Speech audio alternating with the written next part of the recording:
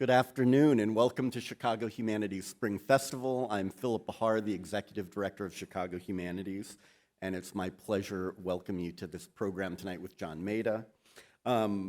This is kind of the tail end of our Spring Festival. We still have some events through June, including some really compelling conversations and performances with musicians and storytellers like Andrew Bird and Reggie Watts, Questlove and Brad Meldau.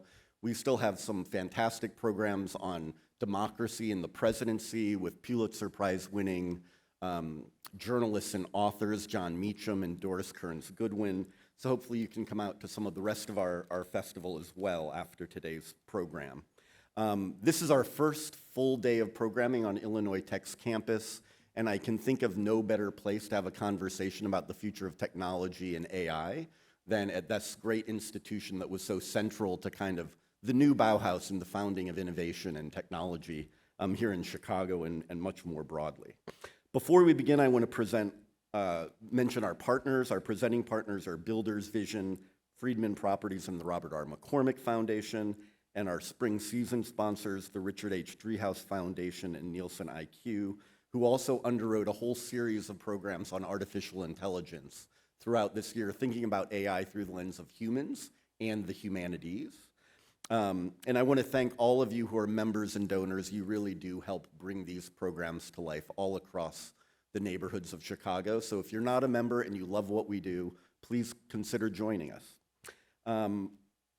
Philanthropic support covers about 60% of our annual budget.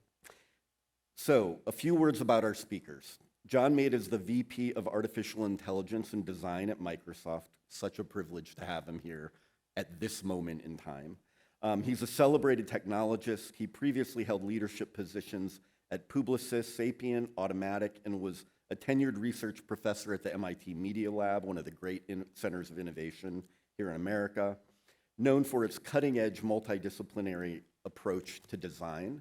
And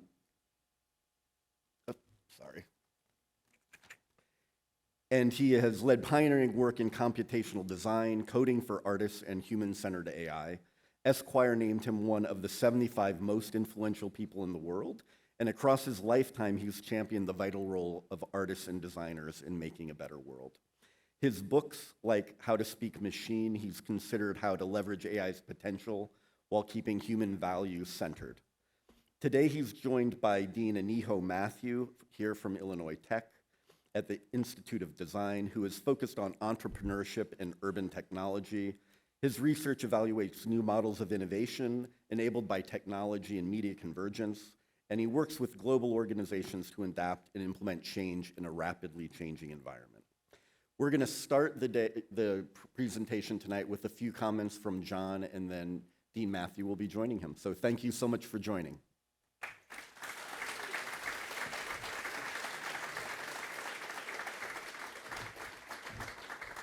Hello, everybody. There is a clicker somewhere. Here it is.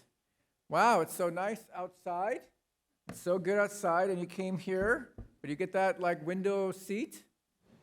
It's expensive in the airplane.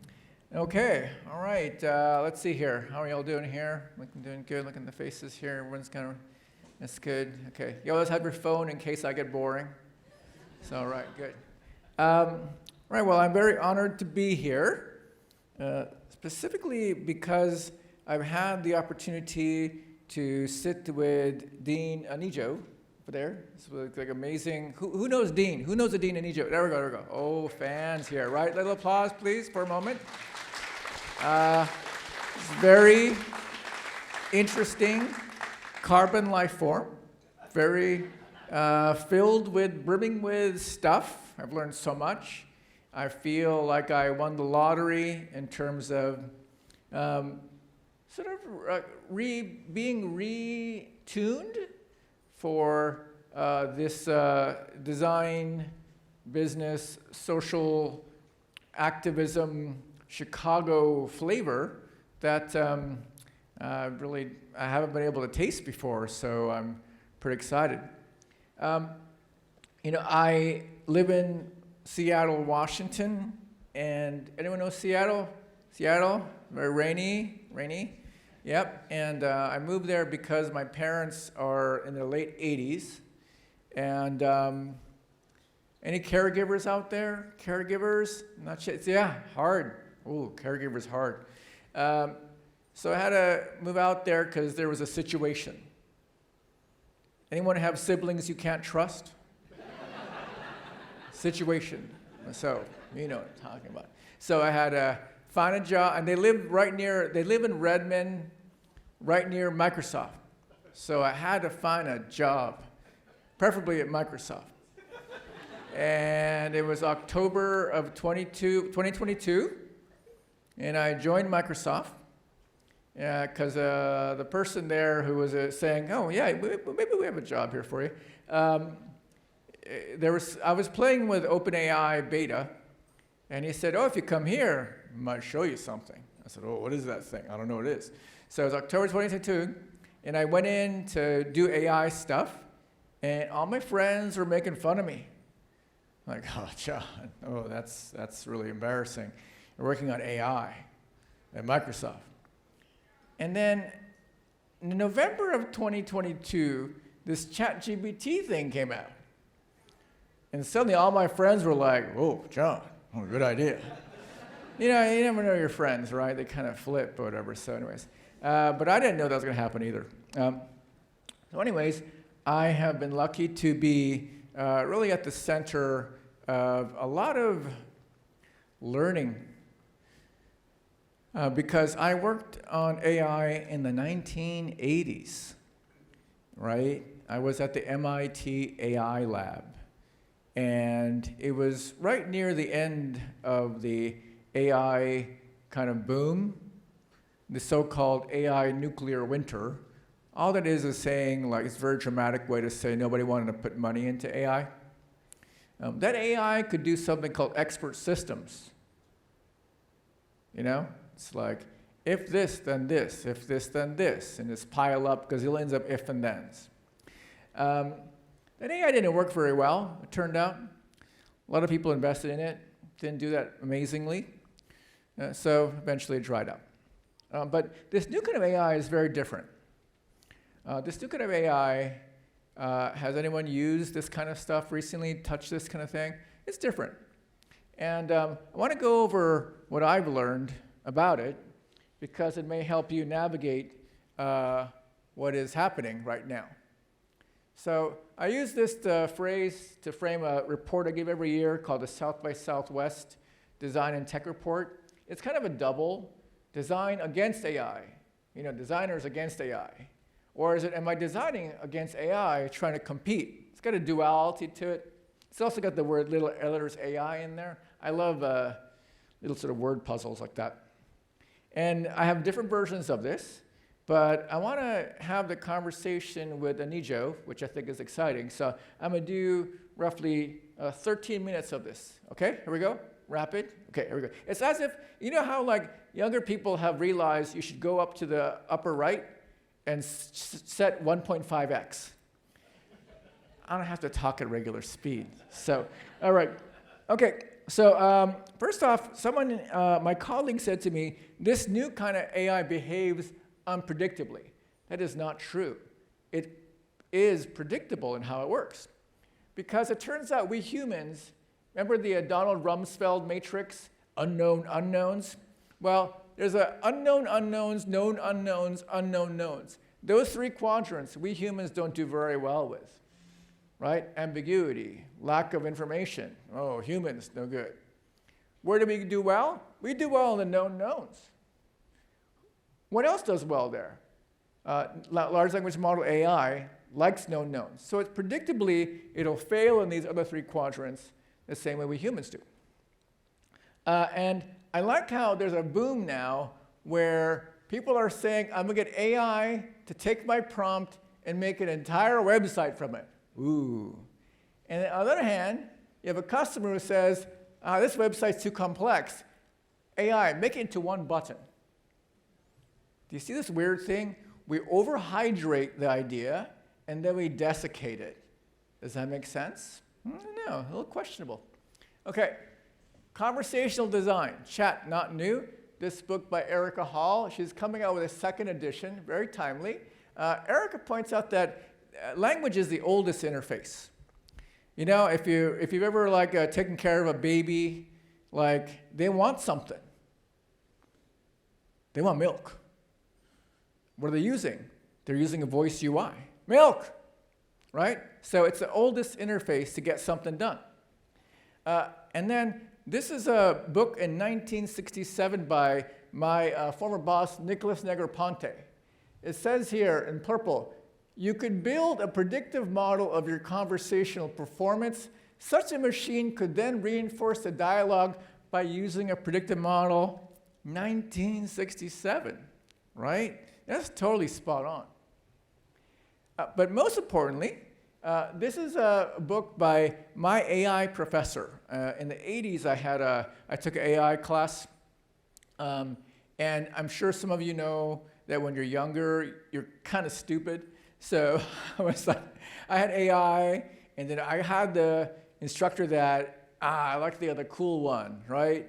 And there's this other guy, his name was Joseph Weizenbaum, and I don't know, but I skipped class too, so very bad student. Years later, I realized he's super famous because he invented the first chatbot. In 1966, he invented a chatbot called Eliza, which emulated what's called a Rosarian psychotherapist. It's very simple logic, 1966 era software.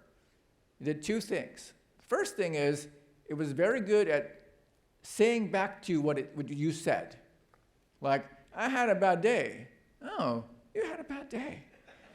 You're like, oh my gosh, you hear me, right? The second thing it would do, it would look for key words like mother, girlfriend, boyfriend, whatever. So it's like blah, blah, blah, blah, blah, mother. Oh, tell me about your mom. So just those two rules enabled this program to eerily feel like a human being to another human being, 1966. He was very concerned about this. And in this book, which is available on the internet in PDF, if you read it, the first entry says, what I had not realized is that extremely short exposures to a relatively simple computer program could induce powerful delusional thinking in quite normal people. 1966, he was in the New York Times warning people about AI because he, as a youth, fled Nazi Germany. And scientists of that era were very concerned about things that can be used to weaponize bad things. So he didn't go out and Zuckerberg it. He spent all his time in the humanities to tell people. He didn't go computer science. He went total liberal arts. And so a very unique person. And actually, as we were talking over there, me and Peter and Anijo, I realized I want to give you a demonstration. Do you see eyes? Do you see eyes on this thing? Eyes? Do you see eyes? You see eyes? Hi, how are you? You're looking at me? Looking over here. That's weird, right? It's because we're wired to go to where the voice or character seems like it's coming from. So when we have something talking at us and gets us and engages a conversation, we enter a delusion that there's a human being on the other side. And maybe you can tell your friend, now this is all math. I say, no, you got it all wrong. There's a soul behind that. That is the fundamental problem when you use this kind of AI for chat. You will fall into this delusion. So a lot of what I do every day is I don't chat to it, not to fall into the delusion. And when you cross that barrier, you discover that it's a different way to write software. And it's a different way to write software, and I mentioned a lot about something called function calling. Function calling is a different way to write software that anyone who's done function calling, I can talk to an entire room of engineers, maybe 1% have done it. But it's going to change how we write software. And software is there to sort of serve us and support us. That's what I find very interesting and also exciting. Okay, so I want to get to the part of my mother. 1 second. My mother, okay. because I want to get together. Oh, no, so this is like at 4x right now. Okay, there we go. 4x, 4x, 4x, 4x, 4x, 4x, 4x. That 4x, 4x, 4x, 4x. Oh, slowing down. There we go. By the way, I have a show online called The Cozy AI Kitchen, Mr. Maeda's Cozy AI Kitchen, where I cook AI recipes. And so you can check that out. It's free. So if you're afraid of this stuff, you'll be less afraid if you start cooking with it, understand the math, sort of actually practice with it. And I did it because it's a side hobby, not even a hustle. I have friends on campus who have this green screen, and they were like, hey, John, there's extra hours. And so I started like, oh, let me go over and do that. So we started making this thing. It's kind of like Electric Company, Fred Rogers, and AI. And it wasn't avowed by any marketing sort of people. We push it out there, and it's got a little audience. So if you want to learn AI, check it out. I've also released a risk management course with AI where I'm building things out of clay. That just released this week. It's sort of a cozy AI craft corner. Okay, now, I want to note that my mother, who does tech support for their parents that are not computer educated? Yes. Some of them are computer educated, so they're okay. Some of them are like, whoa, what is this stuff? So like, my mother loves her phone. She was a legal secretary, so she can type like you wouldn't know it. She's like, whoa, you're 88, you can type faster than me. Anyways, her iMessage does autocorrect, and it really bugged her. It was like, oh, this iMessage autocorrect is terrible. But recently, she reversed her decree. So if you don't mind hitting play, you'll see my mother's decree. Thank you. Oh, can't hear. Ooh, problem. Oh, audio problem. See that? I will tell you what she said. No, it's not as good. Anyways, we're going to keep going. Okay, thank you very much. I'm going to keep moving. But basically what she's saying is that she asked to turn it on again because she types things like Komalanga. And she types things she doesn't want to type. And so she wants it back, and in the end she says, I like AI. It's a good one. Okay, going quick, fast, and. This is all available in like 1x, if you like. Let's step in there. This is all free information I create every year. Then slowing down. Here we go. Oh, no, whoa. Oh my gosh, I over like. Okay, there we go. Liberal arts. Okay. There we go. Okay. So this is something from an expert at Stanford that I redrew that I like a lot. It's Bryn, with a super long last name. This is yellow. It's the tasks that only humans can do. And then there are human tasks that AI could automate, stuff you don't want to do. And then there's this whole sea of tasks that humans can do only with the help of AI. It's like a kind of like a, I don't know, like a scuba diver suit or something. You can go to places you didn't think you'd go. I like this framing, and with that, I bring up the dean.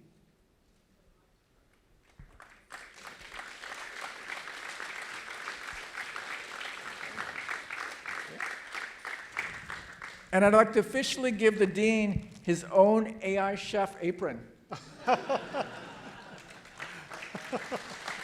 right. That's what I'm wearing to work tomorrow. Yeah. So thanks for coming, everybody. It's a great pleasure to be here. You know, when we came in, they had chairs on the table, on the stage. And it looked very good. But I saw John perform at ID, and I realized that putting chairs in front of John is a bad idea. John does really well when he's standing. So I asked him to stand so we could talk through this. I can see people, too. And see people, too, yes. Yeah, but over here, I can't see you. Oh, I see you back there, yeah. So my name is Anijo Mathew. I'm the Dean of the Institute of Design. For those of you who don't know the Institute of Design, we are an 87-year-old design school. We're based at Illinois Tech. And we were pioneers of systems design and human-centered design, which went on to become popularly known as design thinking. So John, you talk about 3 types of design. This goes back to your 2017 report, right? Can you just do a quick primer on this? Because I want to talk a little bit more about it.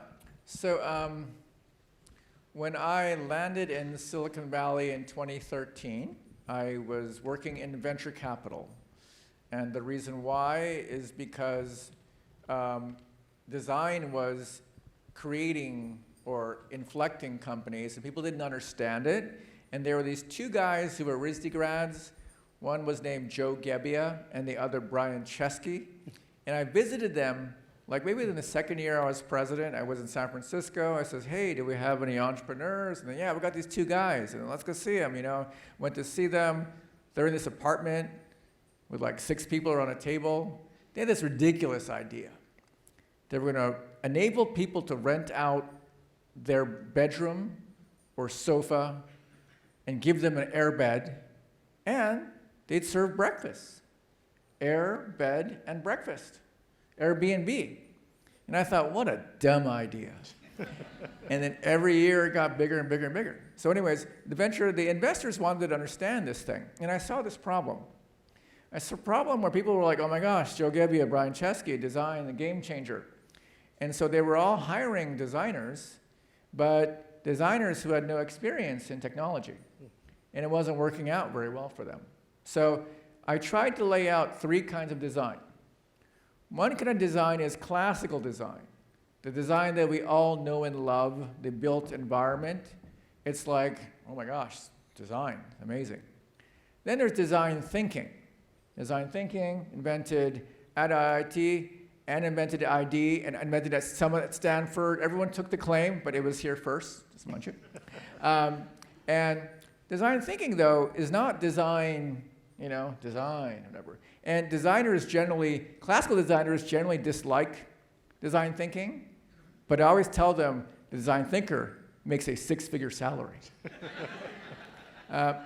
Then lastly, there's a kind of design that involves in the tech world that I called computational design. Computational design being anything involving the Moore's Law effect. I discovered that everyone I told this to, nobody understood and made a funny face when I said the word computation. So I wrote the book, How to Speak Machine, to try to sort of change that. I failed. There we go. So keep that in mind, the 3 types of design. And for those of you who have known John, he's been writing about this since 2017, I think, right? Now I want you to do another explanation for us. How many of you know what function calling is? Okay, there are only a few people. Can you explain to us in very human terms what function calling is? Yeah. So the way we write computer software is who's used the basic language? Basic maybe, or like Logo, or some of you were forced to learn these things by the school education system, but it's like, oh my gosh, I'm going to make the computer do this, and then it's going to do this, and it's going to do this, and it might keep doing it, and then it might do some more and do it, and it might get done, and that was a computer program, right? A human being wrote that computer program. They controlled the flow of logic. Okay, they're setting variables, they're calling functions. This whole thing is laid out. Okay, function calling is using large language models to do all the function calling. Meaning, you say, like for instance, like the example I gave was, you have a function that can create a poster. You have a function that can email anybody. You have a function that can set up a shelf, set up a table somewhere. Basically, 3 functions that do stuff. And if I had wrote a computer program to sequence how to get ready for this event, I would write it out. 1, 2, 3, 4, 5, 6, 7, go do it. Function calling means instructing the large language model to create the situation for a successful setting of a show like this. And what it'll do is it's able to describe what needs to get done and determine what kind of tools it needs. So you give it those 3 tools, like any person you met, it would look at the 3 tools to see what it to do. and you tell it what to do, it determines the right order of things to do and call the functions without writing any computer program. That's what function calling is. So it's a revolution in what software you can write. I will tell you that just a couple weeks ago, I spent 3 hours, for this risk management AI course, I show an example of this. I had to shoot it at 11 a.m. I woke up at 7 a.m. I wrote a program that in 3 hours that should have taken me probably 3 weeks. And that was all done using function calling. That's an example. So let's take this idea of function calling, right? And imagine a future world where AI is able to call functions for anything. So John described, we have an exhibition at ID, which celebrates our 85th year, that has functions that are required to be done. We needed to make tables, we needed to buy the plexiglass, we needed to print posters, we needed to put all these things together, we needed to send out marketing emails, we needed to send out branding emails, all of this, right? Now, if you had AI that could actually call the functions, its large language models has all of these informations in the form of manuals. So it could go in and read, how would Marty Thaler have designed those tables? And you could have, hypothetically, a robot making the table, right? You could go in and say, how would Mitch Gordon have created the branding messaging? And it could do the function for you, right? And in none of this is the AI actually interacting with a human being. And that's why there's this interesting acronym, HIL. It stands for human in the loop. A human in the loop, it happens to us all the time. How many of us have a dialogue box pop up in their face that says yes, no, cancel? I think all of us, yes, no, cancel. That's human in the loop. Do you really want to do this? The question is, how much human in the loop do you want? So the thing about these models is you can dial them so there's lots of human in the loop, micromanaging, or less human in the loop. If they're successful, good. It's like a, there's going to be a process of, as developers learn this, to understand which patterns work better, which patterns work worse. But it's very important to remember that, remember the known-known quadrant? If you leave the known-known quadrant, there's always going to be errors. So engineers will have to really consider this.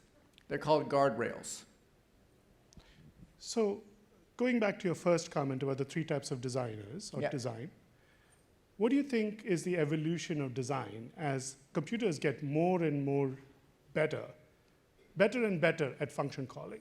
Oh, great question. Like how many of you who do design, not just for making images, but it's been useful for scenario planning? Have you tried that yet? Yeah, so like, you know, and you know that it's not great sometimes, and sometimes it's good. Like a friend you might call, right? Are they always good? And if anything, it helps you get the job done. So I believe that, you know this notion of the hallowed crit? No. No, yeah, there's something called a crit. You ever know what a crit is? You know, critique, you know? Oh, you mean like a crit at a Yeah, jury? like a critic. Like, I'm going to have a critic come, and the critic's going to show up, and doesn't really know everything. So, but you're like, okay, go ahead, ChatGPT me. And they're there, okay? What's different is that you may be able to get much more structured critique. You may be able to source a knowledge base that you're really interested in. Like, I think there's a IDEO person, there's IDEO's Red Book and all this sort of like IDEO knowledge. You could be critiqued in the manner of an IDEO expert in a certain category. I think that's kind of new, the ability to kind of have a mirror that you've chosen versus a random mirror that bounces back information that is sometimes random. So that's really interesting that you're now predicting in some sense, or speculating in some sense, that the user experience of computational design is also going to change, right? So now I want you to go back to ELIZA. How many of you have seen ELIZA? So you should check it out. It's a really cool chat interface where you ask it the question, like, and Eliza will ask, how are you doing today? Well, I'm feeling miserable. Oh, you're feeling miserable. And it's just a text-based chat interface. Just day before yesterday, OpenAI released ChatGPT 4.0. So you saw the Kurzweil curve in work. Can you first describe the Kurzweil curve? And second, talk a little bit about how will designers play a role in this future where speedcraft becomes much more important than handcraft? Yeah. Well, I spent 6 years writing How to Speak Machine. It's coming out in paperback. Just for instance, my MIT Press, I defected and made this book, and MIT Press was always upset at me, so they want to bring it back. So there'll be like I'm going to redesign the cover, because the cover was scary. I didn't choose that. But anyways, I talk about Kurzweil's, the Kurzweil curve. I actually redrew it. It's basically the accelerating power of computing. And in 2011, Kurzweil was on Time magazine's cover. He's the person who invented the first machine to read for the blind. By the way, he's an amazing scientist. But he predicted in 2011 that computing power would be equivalent to an insect in 2013, a rodent in 2017, a human in 2023, and all the humans on Earth in like 2034 or something like that. And it was interesting that, sure enough, the insect happened and the rodent happened. And you can argue on the intelligence side of a human being in 2023. And I think that he's living in Moore's Law time. Do you all? So like, I really didn't understand Moore's Law, even though I had heard it so much, until I heard this old riddle. It goes like this. So it's a British riddle. And it's like, there's this pond with lily pads on it. There's a biologist who lives in the side of the pond. The biologist removes all the lily pads and plants a certain species of lily pads that doubles overnight. So day 1, it's 1. Day 2, it's 2. Day 3, it's 4. Day 4, it's 8. So the riddle goes, so on day 30th, the pond is completely filled. On what day was it half full? So when I was asked this question, I thought, well, half of 30, 50. You know this, you're smarter than me. Day 29. Day 29? How's it possible? Because it doubled. So what's occurring with all this technology is doubling, which in early innings you don't notice. But in later innings, it gets incredibly large. That's what's occurring. So so in your report, you talk a little bit about handcraft versus speedcraft. Yeah. And this also has something to do here, right? Like in the sense that you made the argument that we have to become more critical and intentional about the things we create while we operate at the speed that emerging technology is moving. Yeah. Yeah. So talk a little bit about that.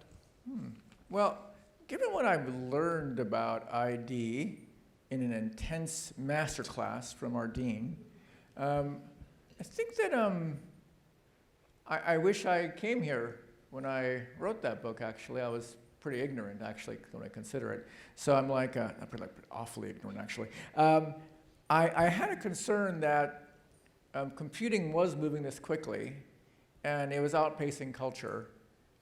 Yet in 2024, is that this year? 2024? I feel that these large language models are still slow. And so there's an opportunity for culture to do its best to catch up. And I encourage people to understand it because it is highly understandable.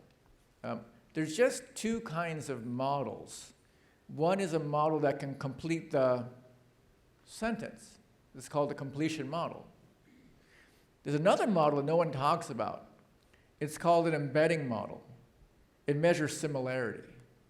It can find similar words, similar sentences. It can compare a sentence to a paragraph.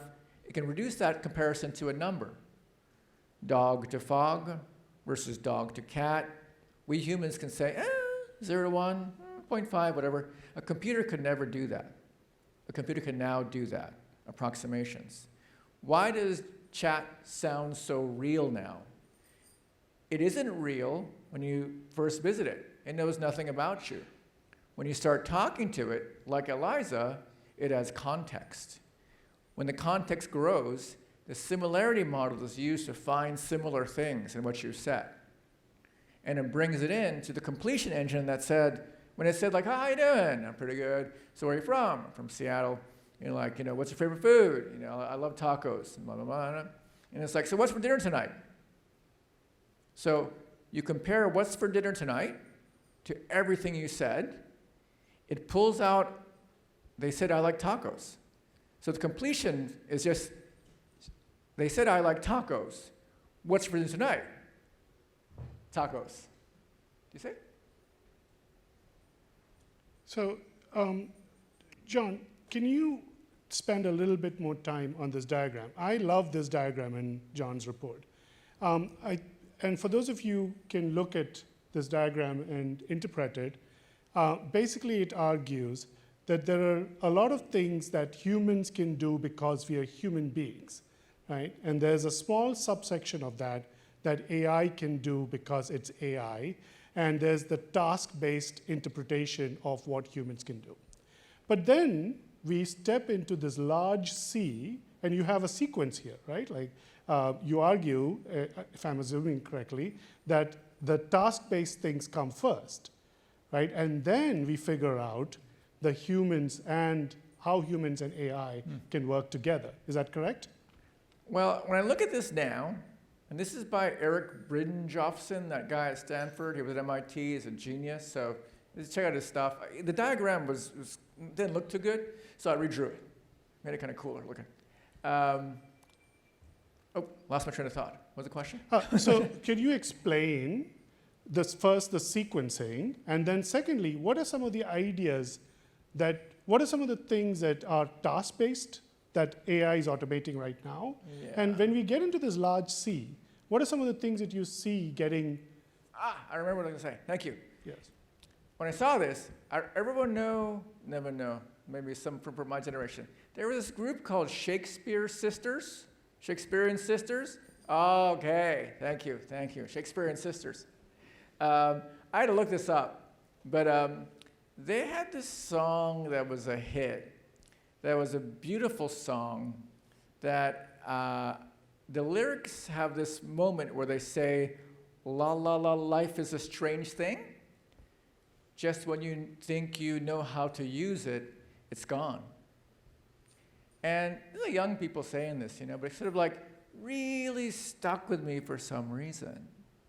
So I think it gave me a hint, because I also got a lesson from someone else, a man named Mitz Kataoka, in my 40s, my early 40s. Mitz was a very strange person, but he was an interesting person. But I met him in my 20s. He was the professor of someone named Igarashi Takanobu, who was the Tama Art president. Right. Anyway, so when Igarashi introduced me to Mitz, he was 60, I was like 25. I was living in Tokyo. Mitz would call me in the middle of the night. This is back when there was no cell phones. So you call someone's house in the middle of the night, awkward. But he was very different, And then Mitz, he would call me, wants to talk to me, okay, this, whatever. Anyways, I went to a Chinese restaurant in LA. Those strip malls have amazing restaurants sometimes. You know what I'm talking about? And we were having dinner, and he said, you know why I'm like this, John? And I said, why? And he said, well, I used to be like you. I was in my 20s, I was up and coming, good things were happening for me, I was married, my wife was in medical school, we bought a house, we had our whole life planned out. And then one day she came home and didn't feel right. So she's a medical student, got in first in line to get seen by the doctor. Doctor said she was fine. And then the second one said she was fine, but because she's a medical student, she had extra stuff, and she found out she had terminal cancer. And she was pregnant. And he said that after she gave birth, a month later, she died. And he said from that moment forward, he never counted on tomorrow coming. So that's why he was unusual. Okay, anyways, I'm 40-something, and I get the RISD presidency, and then Mitz calls me up. I said, whoa, John, I think that job's a little early for you. You're like 50-something. Like, what's going on? He says, I don't know. He says, I don't know. He says, there's this Obama era, 2008. He says, yes, we can. So I said, I could do it maybe. And so then he said, well, John, don't forget, life is lived in 4 quarters. First quarter, 0 to 25. Second quarter, 25 to 50 years. Third quarter, 50 to 75. And fourth quarter, 75 to 100. He said, don't forget, John, most people don't make it to the fourth quarter. And I was like, whoa, I thought I had 4 quarters. This was kind of like poof. And he said, you finished your first quarter. And that was also poof. And I was ending my second quarter. And he said, in the third quarter, your body starts to fall apart. So make the most of your second quarter. So I'm in my third quarter now, and it is falling apart. And so I am excited by using this technology to really, that Shakespearean sister, I kind of know, and so I'm gonna. That's what excites me. So you told me that one of the things that you're passionate about is speeding things up, right? Because you're, in some sense, impatient. And you're saying that if I can do things faster. I can do it, yeah. I want to do it before I'm gone. So I like that I'm getting, it's almost as if I feel like I'm getting extra time. I don't know if I deserve it, but I want to try to use that time differently. So anything I can automate, I'm automating. It's great because it's forcing me to think about how I think. Another thing, again, some of you are healthier than me, so if you're a third quarter or fourth quarter, no shade. But I know in third quarter, I got like, whoa, this thing doesn't spin up as fast as it did before, just at least me. So by using large language models, I'm more aware of processes done in my brain, but in that architecture that I can use to make myself think better, or maybe think the way I could think before. Great. I have one more question, but before I get to that question, I think it's important to reach out to you and see if you have questions for John.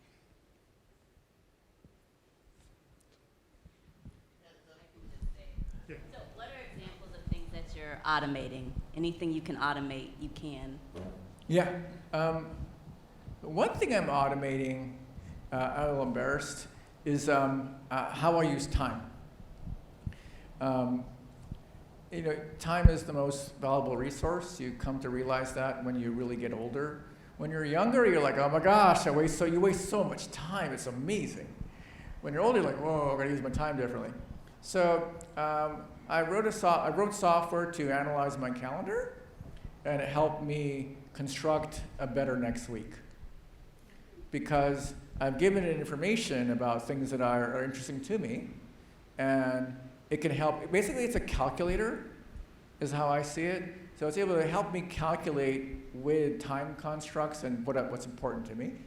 Another thing that has helped me is I gave the LLM everything I've written since 19 whatever. And it's interesting because I can basically find things I said before.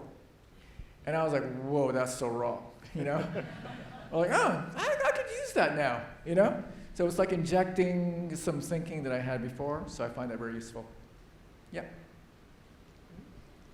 Other questions? Thanks. Hey, John, Justin McElder here. Hey, Thanks Justin. Oh my gosh, how you doing? It's good to see you again. Oh my goodness. That Harvard degree. There you go. He works at ID now. Yeah. Boy, you really are like Yankees here. Anijo, it's good to see you on the weekend. Yeah. I should say Yankees here, I think. But go ahead. Yeah. One of the questions that always comes up to me about AI is the idea of the canon changing. So in architectures, there's like canonical buildings that are more important, quote unquote, than other buildings. Same thing holds true in literature and other fields as well. So as I think about the advent of AI and historically unjust copyright laws, I'm interested to know your thoughts on the future of copyright and perhaps the way it must evolve, might evolve, given the fact that people are interested in doing more creative things now with these tools that are somewhat limiting, given the fact that you can't access certain data sources without outdated copyright laws, I'll put it that way. Justin, question. A couple things. There are new, what's called, have you heard these like large language models? And like large language models. There's also what's called small language models. There's a model called Phi, and Phi came out, Phi 1, Phi 2, Phi 3. Phi 3 is called a textbook model, which means it's trained on things that the copyright is controlled and it's high quality information. And also it's open source. People can use it, change it, retune it. I believe that as we discover how to use these kinds of models, I think a lot more interesting things are going to come out of them for people who are primarily driven in the creative space. In the architecture space, however, is it okay if I'm a little jaded here? You're the optimist, or you're the Jedi. I left the Jedi, so. I do know that if you look at the history of creative people, those who succeeded have tended to come from privilege because they knew the person to help them get published, or they knew the person who could help them build a building. I think most of the Pritzker Prize winners, you can check them out, there's a lot of stuff there. So access to opportunities is built into every built structure that we have. I want to strongly say, unfortunately, and also want to say reality. And so I look at, I've been so inspired by you, Anijo. I mean, I didn't know why I felt that way. I'm always curious how to change things going forward. I'm always interested in that. And so I'm excited about more people asking, okay, so how do we make this different? Ideally, different better. Different worse? It can only happen if more people understand this stuff. If they are stuck in the delusion that there's a cup talking to them, and they tell all their friends, and their friends tell their friends, the people who can access it will not access it because it's bad. And if anything, has anyone been to the Exploratorium in San Francisco? Most people don't know that Exploratorium is probably the most important museum on the planet because it was founded by Frank Oppenheimer, who is the brother of the Oppenheimer movie, Oppenheimer. But he was also a nuclear physicist. And he, I think, was kicked out of University of Chicago. He was an elite academic. He was kicked out. It was the McCarthy era, communist scare era. So he wasn't allowed to teach in any of the elite universities. So he ended up somewhere in Nevada or like some really kind of out in the boonies, and he became a science teacher, high school science teacher. And he would make these apparatus things to teach kids science. And so a decade later, Caltech was noticing all these kids from this unknown school just killing it in science. And that's Frank Oppenheimer. So if you go to the museum, it is an eye-opening experience because Frank was attempting to get more people to understand science so they would be curious about it and creating it because he saw what can happen if you let science be something that others cannot participate in. Yeah. Hey, Stephen Hunsaker here. I have so many questions for you, but I'm mostly curious what someone like an ID grad, where someone would fit within an organization that is helping to push AI forward, right? I'm kind of seeing two types of companies right now. There are the types of companies that are scrambling to figure out how do we fit AI into our strategy? How do we apply this to our existing product? And then companies that are, well, doing that while pushing AI forward. So the Microsofts, the OpenAIs, Googles. I'm seeing maybe some of the same kind of job titles you might expect for designers and kind of hybrid designers. But I'm wondering, are there other ones, like not just a like UX designer, UX researcher, but there are, I'm seeing AI strategists pop up at places like AWS, and what is that? How are companies and departments that are pushing AI forward? How are they structured, and what should we look for if we're trying to kind of participate in that? Well, this is not a paid commercial. I would say that in my analysis right now, ID grads are very well situated with the following reason. I see why you use the three kind of design. You got the classical design, you got the design thinking, and you got the computational design. Design thinking is about application and fit to enterprises, and also culture in general. But it is not stuck in classical design dogma. It is much more accessible and commercially viable. And anything in this category that leans computational, not necessarily UX, all that stuff, being a strategist who is AI enabled and also understands the thing I described just now of the embeddings model and the completion model, and really not just, there's so many experts out there that just talk about it because they just used ChatGPT the other day and they're experts.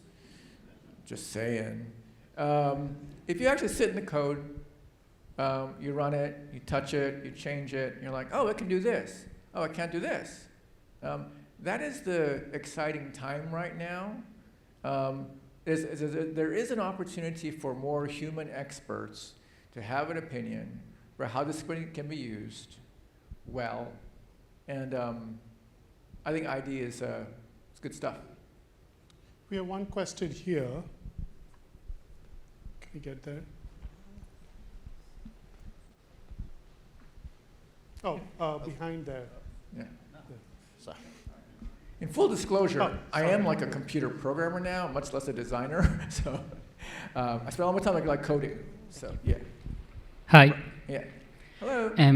I'm curious about the faster these large language models advance, and we're getting closer to what people call AGI, right? So how designers can start to be part of the creation of AGI and actually make it safe and make it properly, because it's designing a human being, kind of parallel behavior. So it's designing a human. So at what point designers are going to be part of the creation of this AGI, and what is the pathway for designers to get into the industry or getting into that step of what it means creating AGI? Yeah. I'm not a good person to answer that because I really don't eat all that stuff. I think there are some people who have a really strong opinion about things like AGI, et cetera. I'm not one of them. I'm more of a pragmatist. I grew up in a family with no education. They made tofu for a living. I made tofu with my hands all the time as a kid. I somehow was able to leave Chinatown because of education.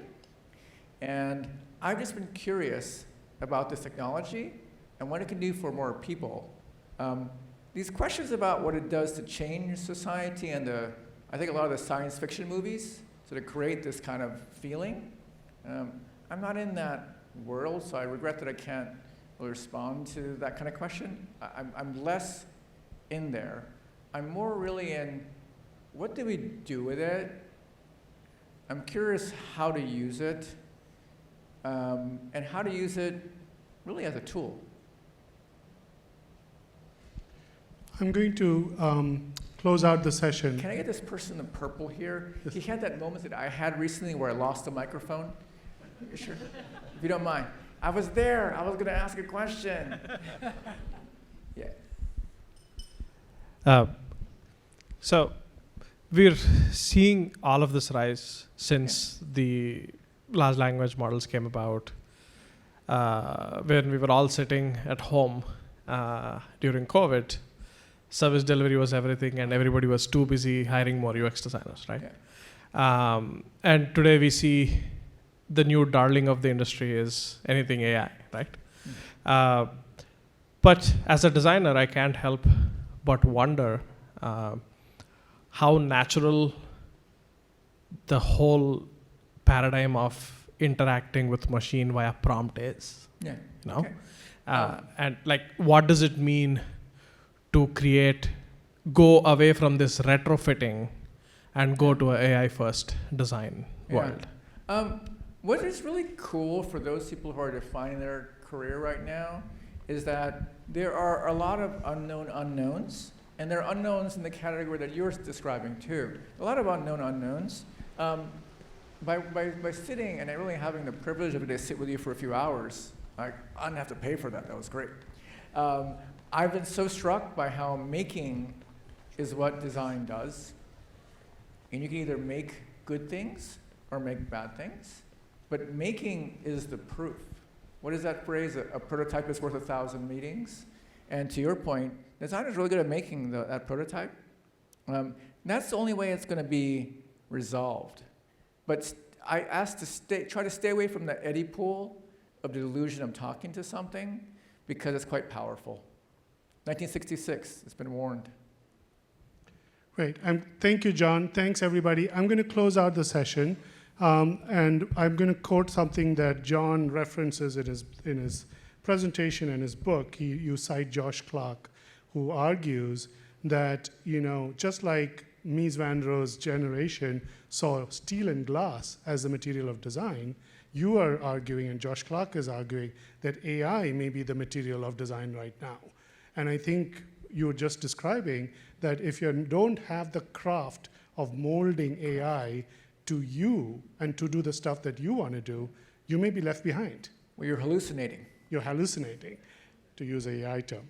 So thank you so much, everybody. Thanks for everything. Thanks to John. Thank you. All right. I do want to thank a few people before we step out. I want to thank Lauren Pacheco and Philip Bahar for bringing the Chicago Humanities to Illinois Tech. I want to thank all the deans at Illinois Tech who supported this. And I encourage all of you who have not been to the Institute of Design to go and check out the Institute of Design. It's just a hop over. You can't miss it. It's a white building with an inflatable second floor. So go in and check out the Institute of Design. We have an 85-year exhibition there. So thank you, everybody. Have a great evening, and we look forward to seeing you back again. Thank you.